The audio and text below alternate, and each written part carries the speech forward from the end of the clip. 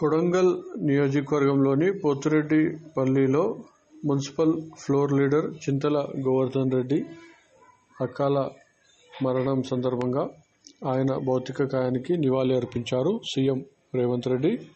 గోవర్ధన్ రెడ్డి కుటుంబాన్ని పరామర్శించారు. కుటుంబానికి అండగా ఉంటానని హామీ ఇచ్చారు సీఎం రేవంత్ రెడ్డి.